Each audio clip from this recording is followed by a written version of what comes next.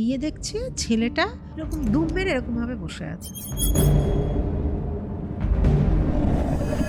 কিছুক্ষণ পরে ওর মা বলছে, কিরে যাবি না? আবার হাত ধরে টান মেরেছে।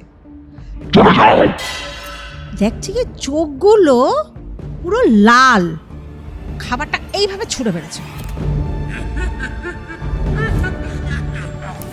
যে উপরে সিলিং এ শুয়ে আছে রাত্রিবেলা, দেখছে টপ টপ করে ভেজা কিছু গালের মধ্যে পড়ছে, দেখছে ব্লাড। এরকম যখন তাকিয়েছে না, দেখছে যে একটা চুল, হাত পা কিছু না, শুধু একটা মাথা হা করে এরকম করে রয়েছে। ওই রক্তটা এসে মুখে পড়ছে। এবার মামি গেছে, মামিকে চল হাট এইভাবে এক ধাক্কা মেরেছে। আমাকে বাঁচাও, আমাকে বাঁচাও। ওইটা দেখে না মামাও থাকতে পারে, মামা না কেঁদে দিয়েছে। খবর পায় ছেলেটা শ্মশানের মধ্যে একা বসে আছে, আর সামনে ছাই ছিল, সেই ছাইগুলোকে খাচ্ছে।